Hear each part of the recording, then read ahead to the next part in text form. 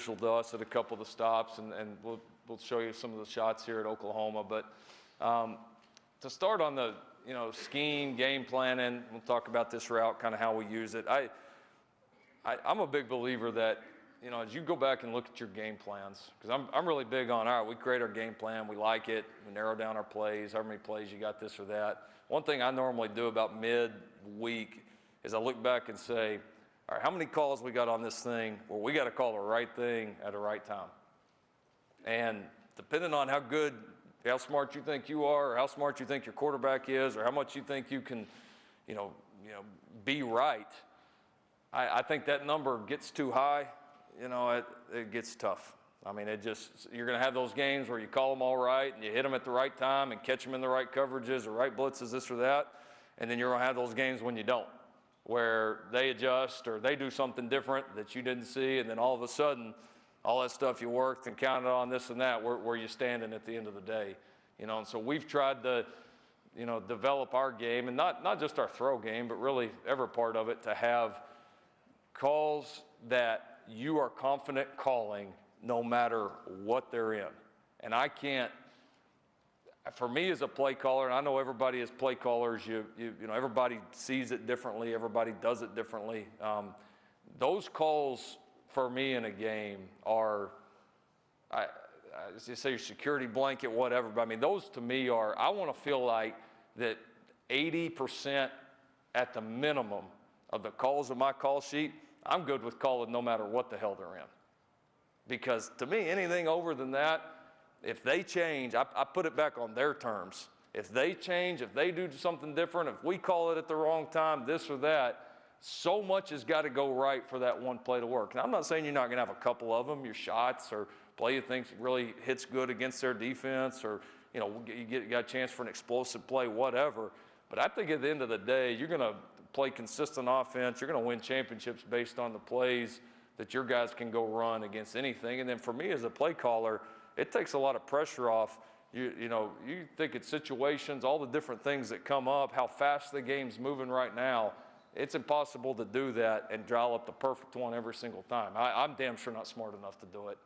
But I just think having calls like that you like everywhere are huge, man. And I think a lot of times, I know I'm guilty of it. I probably go into games and don't have enough of them. I try, but I think if we all went back and probably took a couple more that, things we can run against everything, and took out maybe some of those specialty ones that make us feel good, or we come up with this or this and that. But at the end of the year, how often those things really come to fruition?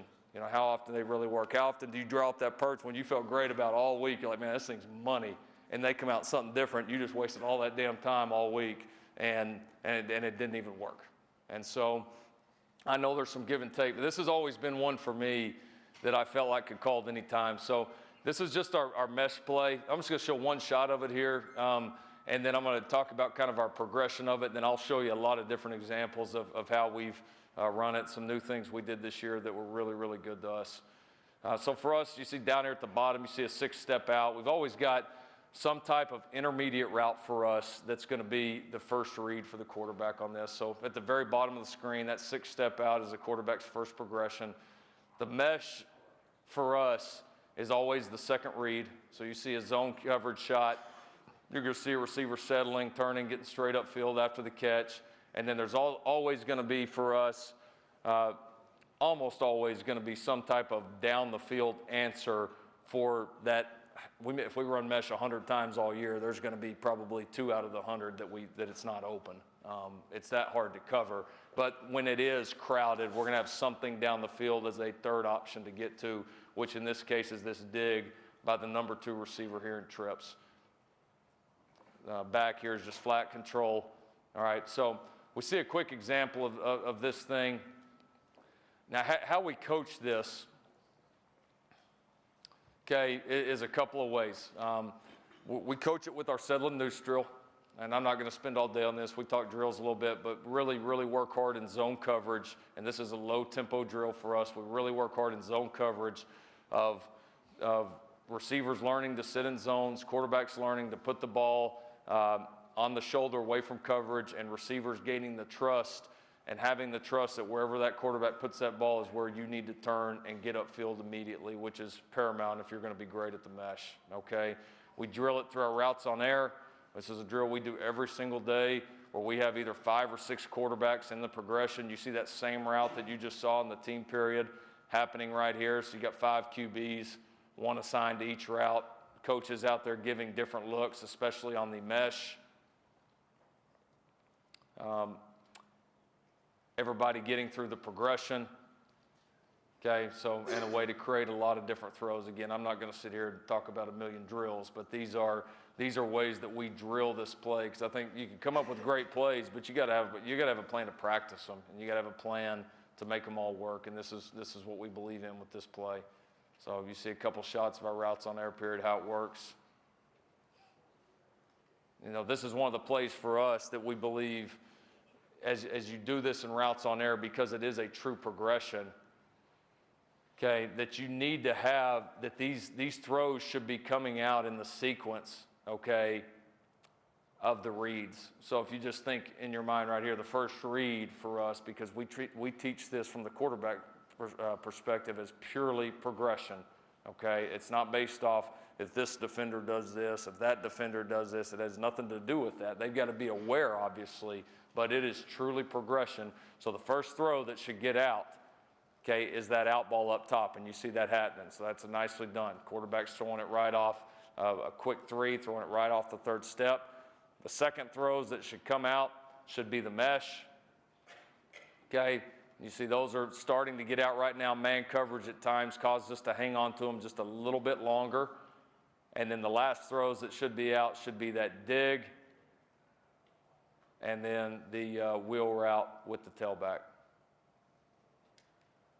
I'll tell you, it's another, I think, just great point, you know, of continuing. You see our guys, you know, why is a guy the number 1 pick in the draft? You look down there at the far left of the line, you know, always challenge himself on the throws. How many times, I mean, how hard is it to sit there from the pocket and throw a nice, easy wheel route? We can do that all summer. We can do that all off season. We can do that all the damn time. Challenge yourself. Smart enough to realize if I get back to that wheel, I'm probably having to move in the pocket, simulating a rush, stepping up and making that throw with some type of pressure and challenging yourselves on the throws, making them game-like. And this drill gives you a chance to do it, and great players do it all the time. Okay? All right, so let's talk about this. Let's talk about kind of the bones of this play, how we teach it, how we coach it, and yeah, we'll go from there. So you see this out of a tight end trip set for us. So same concept that we saw earlier. So this is a pure 5-step progression for us, okay? Back for us here is in the protection. So you can see just a quick hesitation with the running back before he gets out into his route. So he is responsible, based on the protection call, responsible for some combination of the linebackers, and then gets out into the route, okay? The first route for us, okay, and I'm going to show you, because I think as you're going to watch this route, half of you in the room are going to be saying, well, shit, my quarterback can't make this throw. This is a left hash, 6-step out, and this thing, you know, it's a long throw. Well, I'm going to show you some different examples and things that we've used of throws that everybody's quarterback can make. And I think the key point that I want you to take from this is you can implement whatever your guy likes to throw the most as your primary route on this, and you get a chance to maybe throw that route one-on-one, maybe a little bit more, and then still feel good about it. So our guys, you know, our guy here like to throw this out route a lot. So for us, this is a 6-step out route. The only thing that we convert this against is any cover 2. If we get a cover 2, and I'll show you a shot of that here in a second, it's going to become an inside release high corner route. We speed cut this route. I think squaring these things off, especially to the field, is tough, and we're just a big believer in speed cutting first progression routes. We're not a big square off team. I don't like receivers losing momentum on routes. And if you're going to square routes off, unless your guys just can't run anyways, then they're going to keep the same momentum, all right?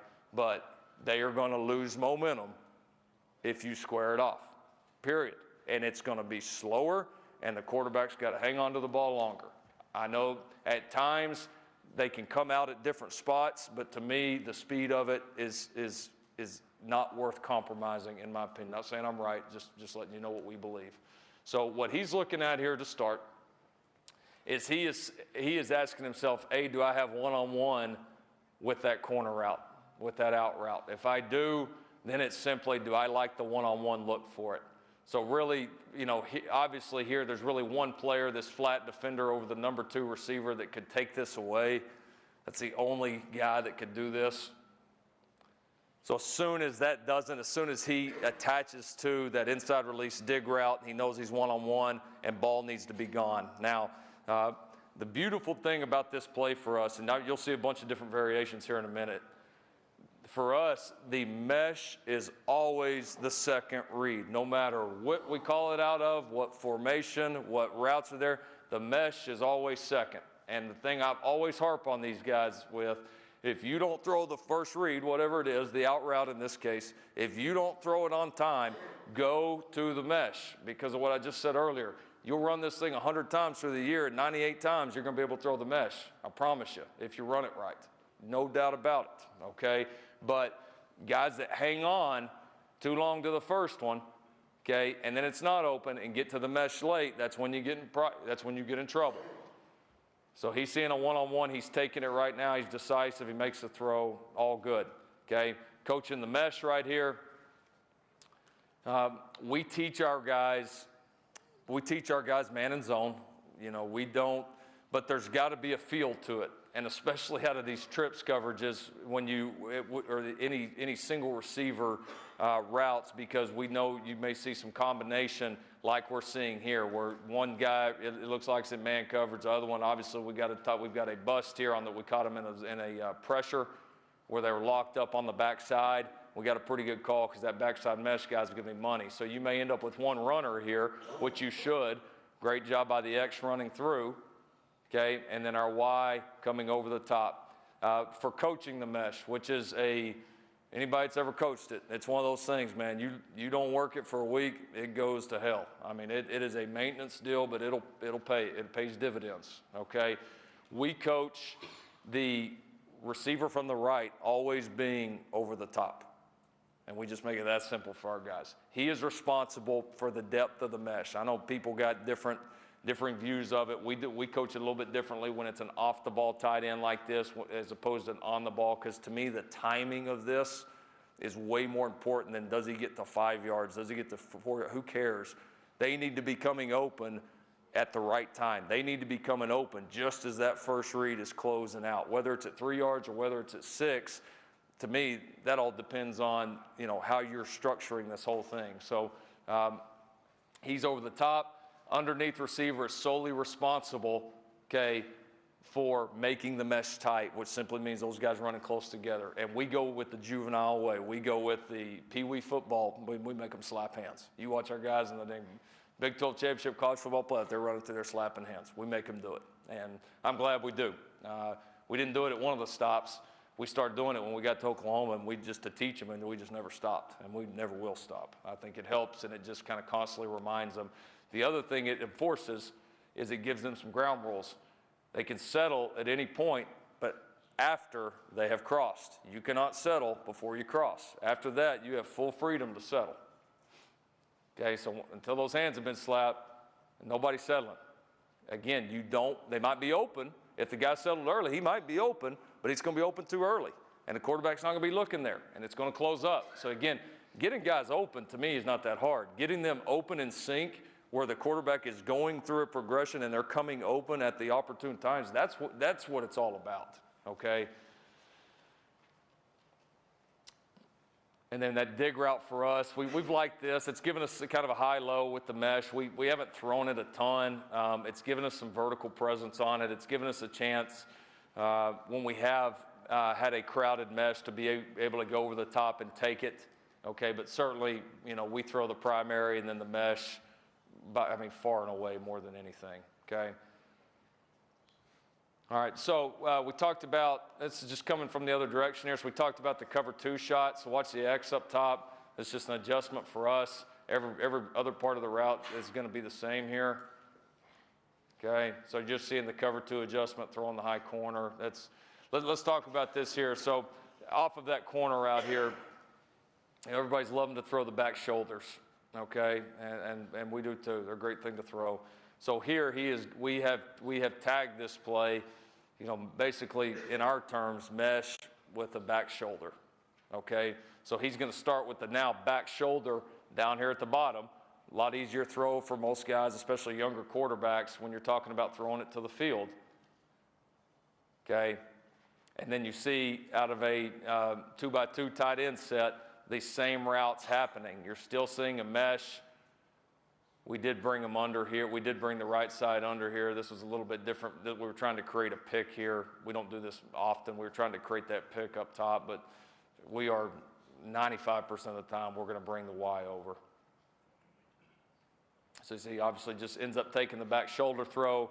We're getting, obviously heavy man looks. This was, I had this clip on there too, because this is actually one of the examples. Let's say he doesn't like the back shoulder, which if he doesn't, he needs to have his head examined.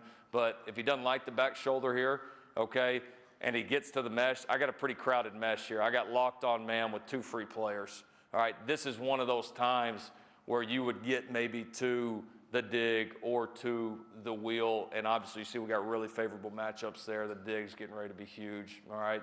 We do square off this dig because, once again, that route's not about speed. This is not the primary route. We intentionally want to slow him down. I got to go through a primary. I got to look at the mesh, see it squeeze down, and then throw the dig. So that dig, if we speed cut, it gets open way too quick. So we square cut that to slow him down. And we normally run it with a slower guy, and that helps even more, okay? A great look at it here. So we're grading this. It's obviously terrible. It's terrible by the mesh, almost embarrassing. Not almost, it is. Embarrassing by the mesh, a great execution on the back shoulder and a really nice route on the dig.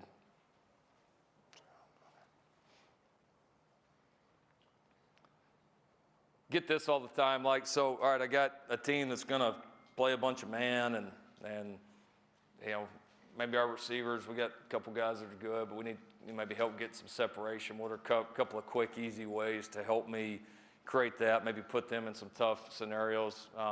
This has certainly been one of our favorites. And then this is also, for everybody in here that was watching those first out throws, saying my quarterback can't make that out throw from the far hash with that big split with the receiver. This is also another way to shorten that throw. All right, so we've got just a little short buzz motion that we call this, okay, with the X receiver, okay? But nothing for us is going to change here. I think we put every clip on here. It made me liars. I think we put every clip on here that we've ever brought the right side receiver under. All right, so what we're doing here is a couple of things. One, we're giving the quarterback initially a great man zone look. And we're also we're not just coaching our quarterback on this, because we're always trying to give our receivers on this, any indicator that they can have, any clue we can give them, is it man or is it zone? Because some of these things are tough. Some of them it's hard to decide. And so we are also coaching every receiver on the field here. When this play is called and that short motion happens, this is what you are looking for.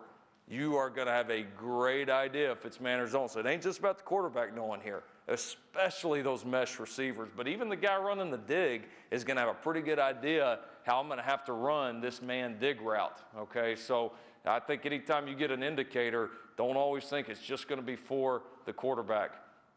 So we see the switch happen,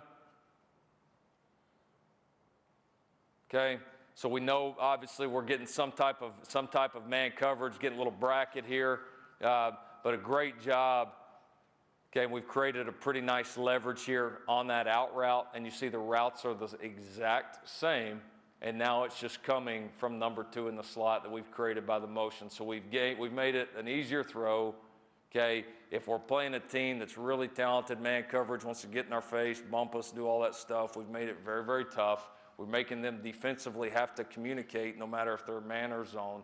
We've given quarterback and every receiver on the field a great man zone indicator. But for us, the beautiful thing for us is, and one of the reasons I love this play, is defense is going to go script this thing. They're going to have to be talking about this motion, this, and this, and this. For us, And when we're coaching the quarterback, other than getting a man zone indicator and the fact that the throw's a little bit easier because it's from not so far out, it's the same thing.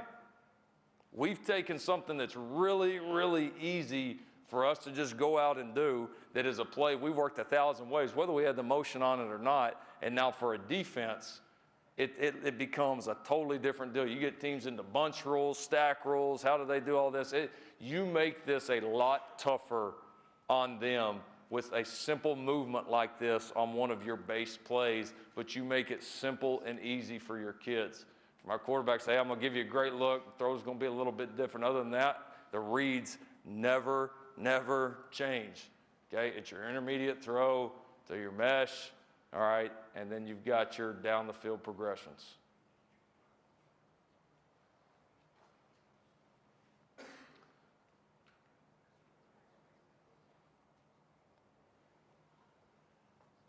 Another great look at it. So I'm, again, just going to show you a lot of different looks of this and how we've done it. So another great look. We got it out of 2x2 here, and we see, obviously, we're playing a team here that's up in our face, okay, hands on us, trying to disrupt routes, going to try to bring pressure and disrupt those routes, throw timing off, okay. And again, I think we sometimes can get caught when we play a team like this. It's just going to come get in our face of just throwing vertical. Now, believe me, I love throwing verticals, and you got to do it. But I think you got to have some variety, and showing these guys a few different things certainly helps. So you see that same motion.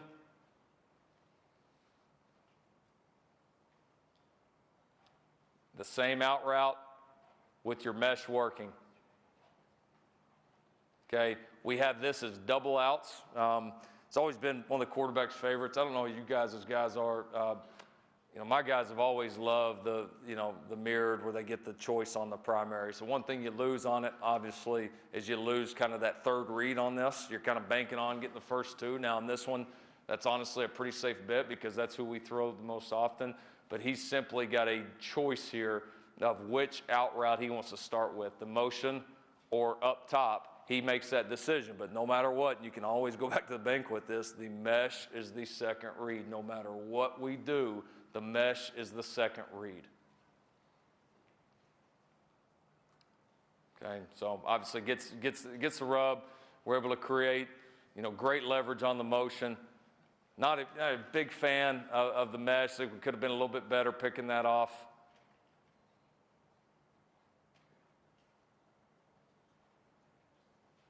Okay, and then this is where this thing can get really good. And this is, to me, the versatility of this play. So, all right, you're throwing you out. You've done this or that. Let's talk double moves a little bit, okay? Everybody loves double moves, right? Double moves are great. We at the end of the year, we go back and watch our cut-ups, and we all say, man, we should have thrown more double moves. We should have done it more. They were good or this or that. The biggest problem with double moves, why don't we throw them more? Why don't we call them more? Is time.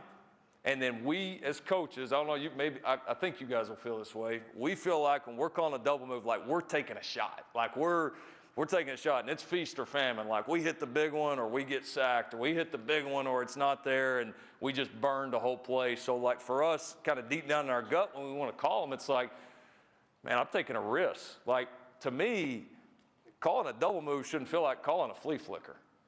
Calling a double move is not calling a double reverse pass or any of that crap. Calling a double move is just another route. And so when you call it off the mesh, the way that you can present it to your quarterbacks, because you see some of those beautiful plays on double moves when you get the guy wide open, and then you see, to me, some of the dumbest decisions you'll ever see quarterbacks make on double moves, because they're so juiced to cut that thing loose. They've already decided before the even play started, that's where they're going with it, no matter what, whether it's wide open or whether they got three defenders around them. So this is, to me, a great way to coach the double move within a scheme. And the beautiful thing is you coach it exactly like you coach the rest of the mesh. So now, this example here, up top, instead of the out, we've called the double move. We've called the out and up, okay? So when I would go coach my quarterbacks on this, okay, a couple of things. One, if the pre-snap look is not good for it, then we're just going to be on it for a split second, just so we're not to the mesh too quickly, just to keep the integrity of the reads.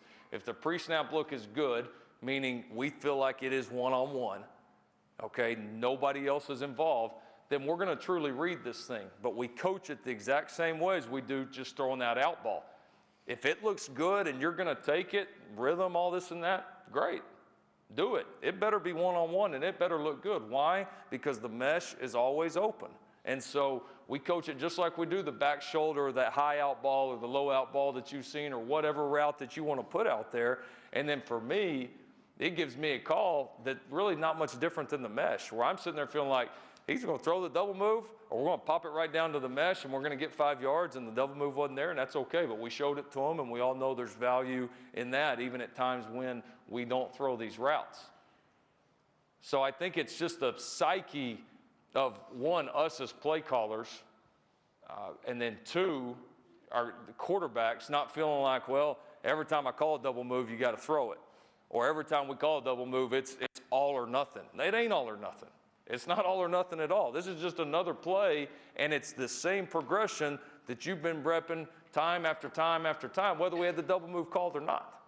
And so it's been a great thing for us. We've been one of our favorite ways to call double moves, and it's probably been one I've been more aggressive about calling, just because I don't feel like I'm taking some big risk. I don't feel like it's going to be a great play or an awful play. I feel like we're either going to hit the double move for a big shot, or we're going to complete the mesh for 7 yards, and it's going to be 2nd and 3, and that's okay. I can live with 2nd and 3. That's not bad.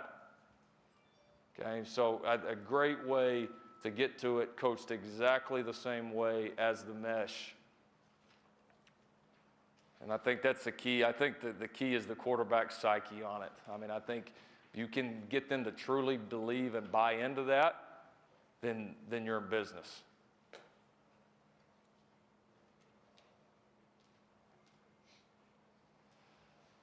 Yeah, a couple good mesh shots here.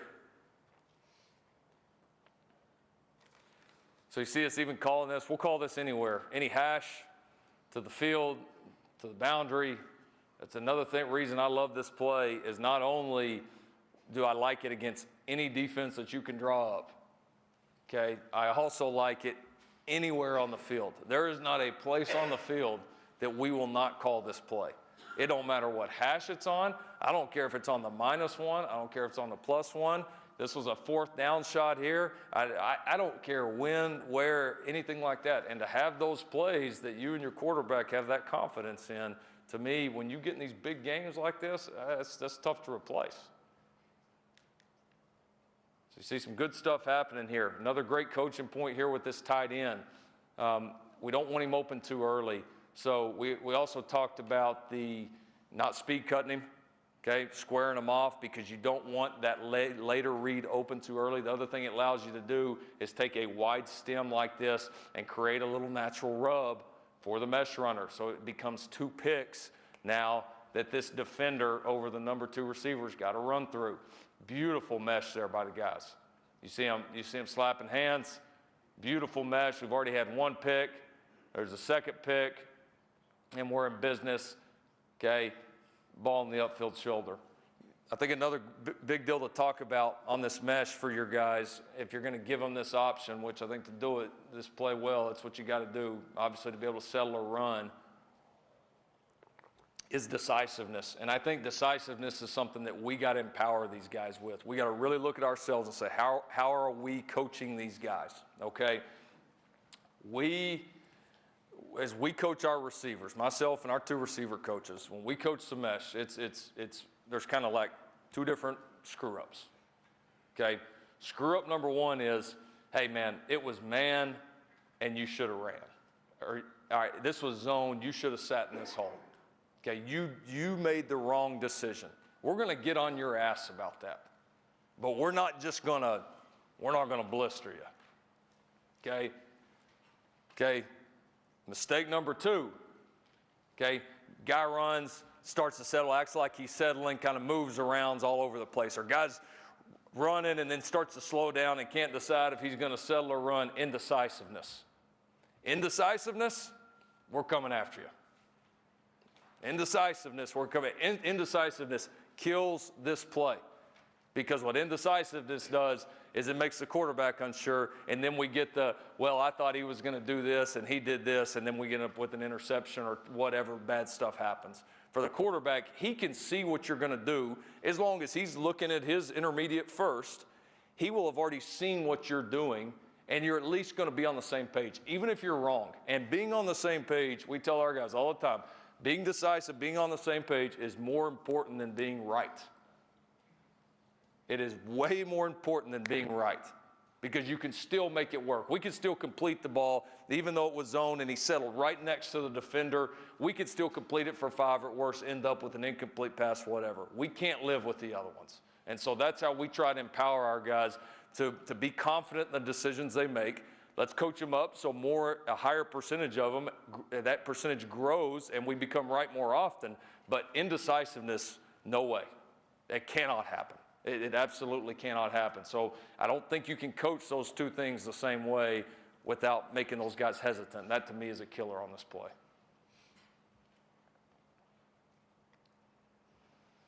A couple other really nice looks here. You know, this is a great example. Like, I get, guys see this clip, or my receivers, they'd be saying the same thing here. All right, thank you. They'd be saying the same thing. All right, so I'm the receiver down here at the bottom. I'm running my mesh route. Okay, we got a decent mesh. Okay, I come off of this. I mean, you could make arguments. Is it man? Is it zone? I can certainly, looking at my side of the field, the single side, I'm going to say it's zone. I look up at the top, and I feel a defender carrying both receivers. I could look at that and say it's man. Which one is it? Which one is it? I don't know. Okay, be decisive. Had he settled right here, fine, I'm good with it. But be decisive. He hauls ass. He is giving the quarterback a clear picture. There's never one point here where he looks like he's settling, not even close. Quarterback knows it. Everybody's on the same page, able to give him a ball in the upfield shoulder. Keep momentum because of that decisiveness, not just complete the ball, and now it turns into an explosive play because of that. Really, really well done by the receiver. Could have gone both ways. Decisiveness is key. It's more important than being right.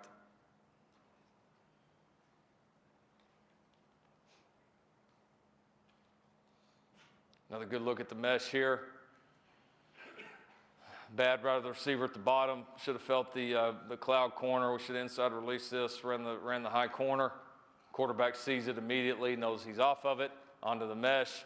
Pretty good example here of trusting where that ball's thrown, drop stepping and getting straight upfield. That's what we talk to our guys all the time, and we all see it. We scream at our guys, get straight upfield, get straight upfield, get straight upfield. But I think it's more than that. I think you got to teach guys. It's no different than a move when you're posting up basketball.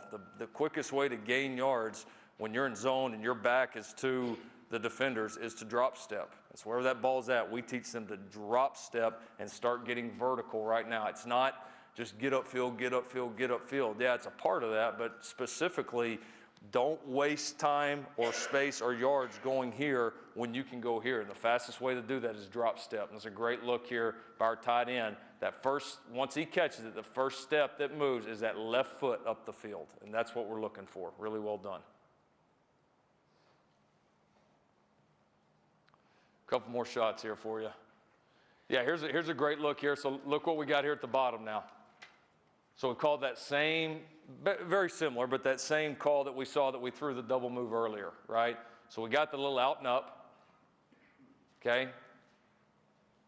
Had a chance to maybe throw it, but the quarterback is sitting here saying right now, and then this is just how these guys are programmed, and this is how I want them. He's sitting there saying, all right, pre-snap, yeah, it's one-on-one, but a couple factors here. I'm on the 20-yard line. I ain't got a lot of room, number one. Okay, number two, all right, unless that guy is biting right now, he has just been, we've grinded on telling him over and over, it either looks great right now and we take it, or go to the mesh. If you'll do that, I'll call more of these because you guys like me to call them. I'm not calling them if you guys don't prove to me that when it's not there, you won't go down to the mesh. So a lot of guys would say, man, the corner's kind of dividing these guys. Maybe should he stay on it? Yeah, if he would it have worked? Maybe, but I think this is a great illustration of he's sitting there saying, something's a little off. He ain't biting on it. I'm going to the mesh right now. And I think that's the mentality that, I'm not saying we're right, but that's the mentality we're trying to build with our guys so that I could down here call this thing without any fear in the world and know that when that happens, he's going to do that right there. And worst case scenario, we're going to get upfield and go get our 5-6 yards and go on to the next play.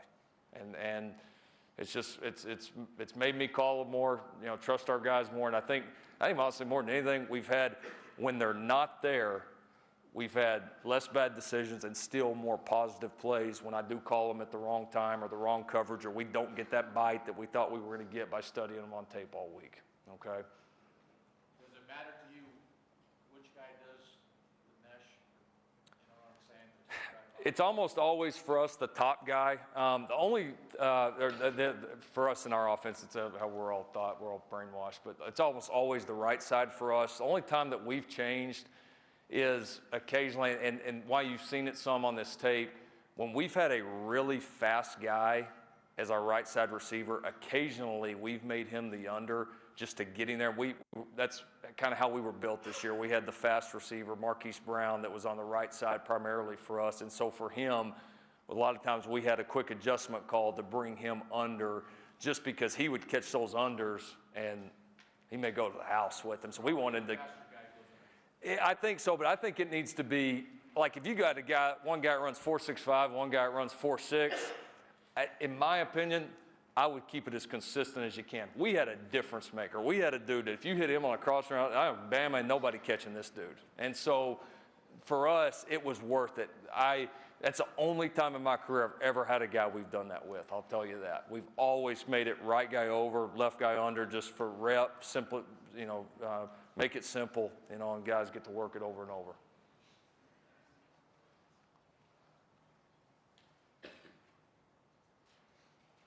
Let's see, I'll show you. This is a good, I know I don't have a ton of great dig shots, but this is a great read to me on the dig. So we obviously see, a couple of things here that have happened. It's a good job of the quarterback recognizing it. All right, so he's got his one-on-one out route. So he is one-on-one, but obviously we've never gotten the corner shoulders flipped at all. Corner's got outside leverage on us. Great job passing up on that. We, at this point, know it's man coverage. Okay, obviously our receiver coming from the top does not know that it's man coverage. Okay, if he continues to run, he's going to get the ball. Great job by the quarterback seeing that, though, realize that is closed down. Okay, and then there is my dig shot. The other thing you'll see with the dig, a couple of things he could have done better. Because when you do it with that inline tight end, he can pace off the ball. You can gain a couple things. You make it tough for a great edge pass rusher when you slow him down a little bit. The other thing is you can create, like we saw earlier, that pick. I would have liked to have seen a wider stem by my tight end here, okay, and create that first pick. There's no way my number 2 receiver in trips here should have this nickel in his hip pocket. No way. Not on this play, because that tight end's job ain't to get open. Okay, his job is to get that pick first and then get open at the correct time. Okay, so, but I do like how he pressed him wide after that. He continued to get his depth. He cannot be short. We tell our guys 15 yards on this, and we stay on their ass about it. It's got to be at 15. If not, they're going to be open too early. And you see, this happens, as far as guys being in sync, this is about how you draw it up.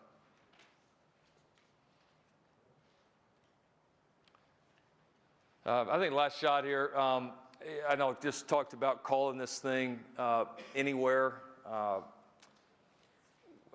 One of the ways we really like to do it when we get down kind of in the low red is, instead of obviously throwing that out ball down there, which can be a little more dangerous, is running the glance off of it.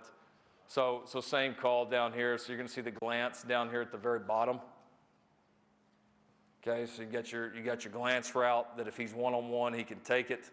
And then down to the mesh. What this simply creates, this one creates a little bit more of a high-low in the beginning down here in these areas. Obviously you get some one-on-one shots like you get here. A lot of people, you're seeing the 7 across coverages where people are trying to pass everything off, get you on different levels where I simply put it to our guys, if that becomes one-on-one on the back line, we're taking it. If it doesn't, If it doesn't, that means one of their defenders is not on that front line, has removed himself, and now we got numbers on the mesh. And so, but again, the beautiful thing for us, it looks a little bit different, but the coaching points on it and the reads, the progression always stay the same. I mean, everything I've showed you here, back shoulders, outs, high corners, double moves, glances, I mean, showed you a lot of stuff here. All these motions, they're all the same reads. And they look, I mean, if you're a defensive coach and you're sitting there watching that cut up we just watched, you're sitting there saying, man, there's a lot of stuff we got to defend. You're a corners coach, secondary coach watching that, you're saying there's a lot of stuff we got to defend there. I mean, if guys are running or settling, what route's your primary, all that different stuff, your motions. But for your quarterback, he's taking the confidence of, man, every time I rep one of them, I rep all of them. And that's hard to do. It's hard to find stuff like that. And so to me, you know, that's why I've loved this call. Our quarterbacks have loved it throughout the years. We've invested in it, but it's been a great thing for me, and it's always been a security blanket, and one that we've been able to keep the base reads, and a lot of those have stayed the same throughout the years, but we've been able to tailor it to this quarter might like throwing the glance more, this guy might like throwing the back shoulder more, this guy might like throwing this or this more. Yeah, we can tailor it to it, but it's going to do that, and we can game plan it, adapt it, run it out any formation that we have, and it's still the same for us. And I think that's one of the beautiful things about this play. So, okay, all right. I appreciate you guys having me up. Thanks for listening. Yeah, thank you so much. Appreciate it.